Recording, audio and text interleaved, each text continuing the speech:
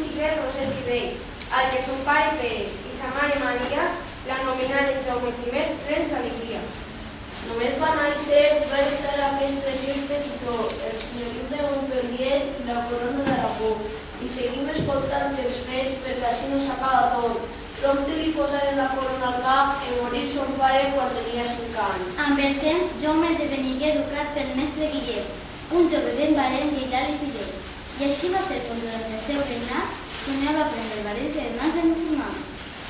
El mar i per terra, cavallers d'aventures, patint, lluites, transcendents, ajudaren a Jaume I. Una nit, el nostre estimat rei fou ferit amb un certí. Jaume I, amb gran serenitat, la fletxa del cap intentà arrencar. I en no aconseguir-ho, va continuar lluitant amb la cara plena de sang. Mentrestant, el rei Morfellán negociava amb el cristià la conquesta penosa, llarga i costosa. Corria l'any 1238, els moros valencians issaven com a senyal de rendició un venó a les 4 barres d'Aragó. Finalment, dissabte 9 d'octubre, Jaume I, en veure l'ascendida, descavalcar el seu cavall i, amb llàgrimes dels ulls, la terra valenciana va veure. I és a partir d'aquell moment quan s'escriu la història del nostre naixement, un poble i una llengua de ben diferents.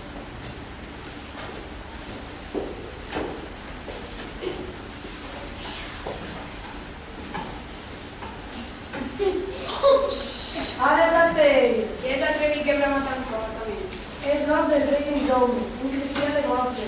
Què vos ha perdut així? Quin tracte porten per als habitants d'aquest poble? Porta una fina ambaixada per a l'alcaide del castell. Aviseu-lo que he vingut a parlar amb ell. Segons la norma establerta que contribueixi a tothom, al poble del Paralí s'hi veuen bones intencions. I ara està, ens trobem en aquestes terres on els punts més importants de la nomenà. Per allí el camí de Xàtiva, per allí el Belleria, per allí el que ve d'Albaida i Montalemès de Sevilla. Un tracte que vingut a proposar, que siga lògic i digne per als moros i cristians. Nosaltres, els sarraïns, encara que portem totes les de Pere, perquè els vostres cristians, que ni sou i portem, ni portem de fort al cap, encara que hagin perdut moltes viles i ciutats, moltes terres i castells, nosaltres, els musulmans, també som homes d'honor i paraula. I si mantenim un tracte polític o militar, mantenim totes les clàusules com els més deures més sagrats. Tot això sona molt bé, una norma prescrita i admitit de bona gana que sovint serà complida. Dóna-ho a conèixer el vostre rei, que hem vingut a tractar i respectar la frontera de Vià, el vostre rei en joc, i ocupant en el fons, ja s'aclariran al tractat d'Alemanya. Moro de la moreria, cristians ben agraïts, anem a son de pau.